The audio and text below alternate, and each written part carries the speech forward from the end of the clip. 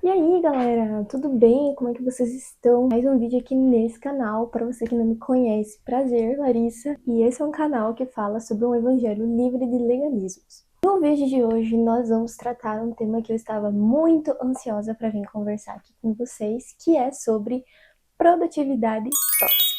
Nós estamos numa era e numa geração onde a produtividade ela é vista como algo excepcional, onde quanto mais você faz coisas, mais bem visto você é. Então, se você tem duas faculdades, hoje mesmo eu vi um vídeo de uma trend no TikTok, era alguma coisa assim, ai, contrataram um advogado, namoraram um advogado, não, eu sou uma advogada, e a menina era advogada e médica ao mesmo tempo. Então, assim, a gente tá numa era onde você ser produtivo, você ter mais de uma graduação é, assim, extremamente bem visto.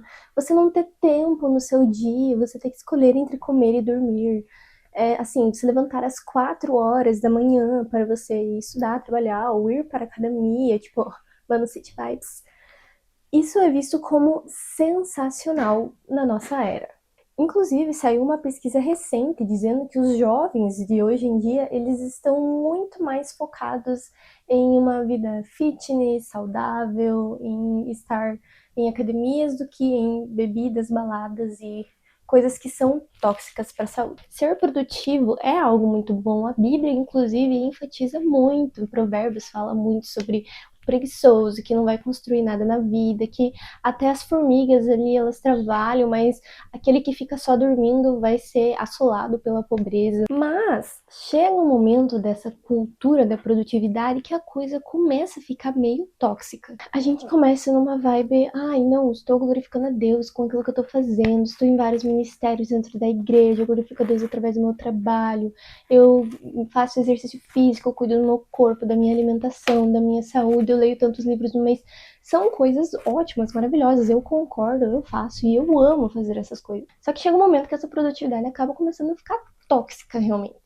Então a gente tá ali tão focado em acordar cedo, ir pra academia, estudar, ler tantos livros no mês, guardar dinheiro e focado ali em crescer na vida profissional, estudar inglês, enfim, seja lá o que for mais produtivo que você faz na sua rotina aí. E a gente acaba ficando tão cansado que a gente perde tempo para aquilo que é essencial. A exemplo, a nossa vida de devocional com Deus. Chega no final do dia muito cansado para fazer devocional. Para acordar de manhã mais cedo, muito cansado para acordar mais cedo.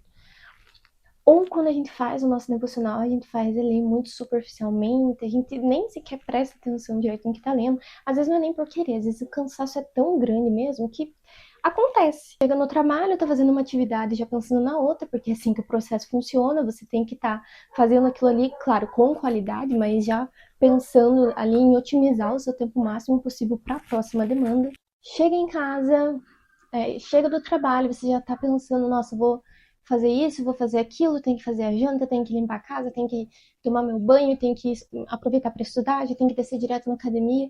E a gente nunca tá vivendo o momento presente, a gente tá sempre pensando na próxima coisa que a gente tem que fazer. E aí chega na hora de descansar, já vai começando a pensar no dia de amanhã, no que você tem que produzir, no que você tem que fazer, naquilo que você não pode esquecer. Eu me tornei uma pessoa que eu tenho tanta coisa para fazer no meu dia que se eu não anoto na minha agenda, eu esqueço, simplesmente esqueço. Ou eu fico com aquilo matutando o tempo todo na minha cabeça até que eu pare e escreva aquilo para ter certeza que eu não vou esquecer. Mas a minha cabeça nunca tá 100% descansada, 100% vazia. Qual foi a última vez que você parou para não fazer nada? Eu não tô falando assim, assistir alguma coisa na TV. Não tô falando se sentir inútil, ficar rolando a tela do celular e descansando. Tô falando assim, nada. Nós ficamos tão produtivos que nós desaprendemos a ficar sem fazer nada. Fica 5 minutos sem fazer nada, só olhando para a parede para ver se você não surta.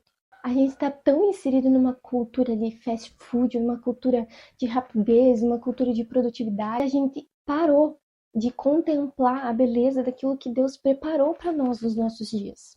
E aí, sabe qual que é o problema?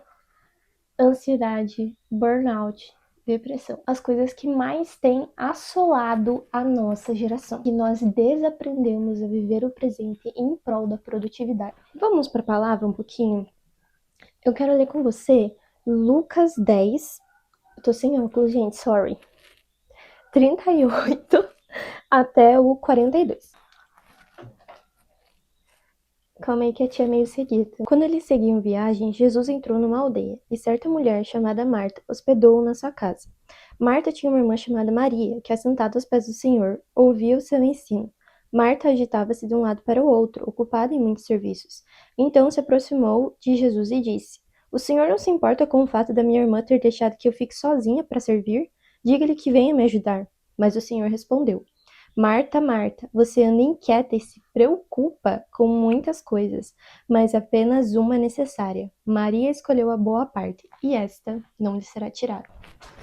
Você reparou que Marta, ela não estava somente sendo produtiva, ela estava preocupada e inquieta em agradar ao Senhor. Mas, na verdade, tudo que Deus mais queria, tudo que Jesus mais queria, aliás, era que ela se sentasse aos pés dele como Maria para ouvir aquilo que ele tinha para dizer. E quantas vezes nós não estamos vivendo como Marta, totalmente inquietos e preocupados em fazer para agradar ao Senhor, quando na verdade ele só quer que a gente diminua o nosso ritmo e pare um pouco para ficar com ele. Um outro grande exemplo de um servo de Deus que servo conhecido como um homem segundo o coração de Deus, que queria fazer algo que Deus não destinou para ele como forma de agradar a Deus, foi Davi. Davi era um homem extremamente guerreiro, que vencia todas as guerras que ele ia participar. Só que chegou um momento que Davi ele se indignou no seu coração porque a arca da presença ela estava em tendas. E Davi pensou, não é justo que eu more num palácio quando o meu senhor está morando numa tenda. E ele quis construir um templo. Mas o Senhor disse, epa, meu filho, peraí que você é um homem de muitas guerras e não será você que vai construir esse templo para mim, mas sim o seu descendente. Salomão, o seu filho, que reconstruiu o templo que ali habitaria a Arca da Presença. Então, eis a importância da gente parar para ouvir o que o Senhor tem para nos dizer, porque muitas vezes a gente começa a simplesmente fazer, e nem é aquilo que Deus está querendo de nós no momento. Nós precisamos compreender as estações que Deus tem para nossas vidas. Então, por isso a importância de nós pararmos e ouvirmos aquilo que Deus tem para nos dizer, de nós contemplarmos a sua criação. Vamos ler comigo mais um pouquinho da Bíblia? Quero ler com vocês agora 1 Reis 19, versículo 9. Aqui contextualizando, foi logo depois que Elias matou os profetas de Jezabel. Ele entra naquele quadro depressivo dele, onde ele pede para que o Senhor o mate, e aí o Senhor manda um anjo que dá ele de comer, de beber, e aí Elias se esconde dentro de uma caverna. E aí o versículo 9 diz o seguinte: Ali entrou numa caverna onde passou a noite, e eis que a palavra do Senhor veio a ele e lhe disse: O que você está fazendo aqui, Elias? Ele respondeu: Tenho sido muito zeloso pelo Senhor, Deus dos exércitos, porque os filhos de Israel deixaram a tua aliança, derrubaram os teus altares e mataram os teus profetas à espada. Só fiquei eu, e eles estão querendo me tirar a vida. Então lhe foi dito: Saia daí e fique diante do Senhor no monte. E eis que o Senhor estava passando, e um grande e forte vento fendia os montes e quebrava as rochas diante do Senhor, mas o Senhor não estava no vento. Depois do vento houve um terremoto, mas o Senhor não estava no terremoto. Depois do terremoto veio um fogo, mas o Senhor não estava no fogo. E depois do fogo veio o som de um suave sussurro. Presta atenção, veio o som de um suave sussurro. Quando Elias ouviu isso, cobriu o rosto com o manto e saindo, pôs-se à entrada da caverna. E eis que veio uma voz e lhe disse: O que está fazendo aqui, Elias? Deus veio com uma brisa suave. Se Deus falasse ali, naquele momento com Elias por meio de um trovão, ele ia ficar ainda mais desesperado, porque ele estava precisando de paz. Ele estava precisando justamente dessa suavidade, desse cuidado, desse toque especial. Muitas vezes, no meio do caos, não é de uma maneira caótica e ensurdecedora que Deus vai falar com você. É te levando para um lugar de calmaria, de paz, é fazendo você entender que o Senhor também fala no silêncio. Então, meus irmãos, que hoje vocês possam compreender, que hoje vocês possam trazer à memória, talvez, aquelas coisas da sua rotina que o Senhor tem ministrado ao seu coração, que você deve diminuir o ritmo ou que você deve tirar da sua rotina para estar mais tempo com Ele, para ser intencional naquilo que Ele tem te pedido. Vamos orar? Querido Deus, eu quero te pedir por todos os meus irmãos que assistem esse vídeo aqui, Pai. Que o Senhor possa direcionar cada um deles carinhosamente, Pai, para os seus propósitos, Senhor. Que o Senhor possa ministrar em seus corações, Pai, aquilo que o Senhor quer que eles façam nessa estação, aquilo que o Senhor quer que eles parem ou aquilo que o Senhor quer que eles comecem, Senhor. Mas que em tudo, Pai, acima da produtividade, acima dos afazeres, nós possamos priorizar a sua presença, nós possamos priorizar estar com o Senhor, nos deleitar em sua presença, meditar em sua palavra, meditar em sua criação. Leva-nos, Pai, para um caminho de leveza, leva-nos, Senhor, para um caminho onde o Senhor sopra como uma brisa suave e nós ouvimos a sua voz. Em nome de Jesus eu oro e te agradeço. Amém.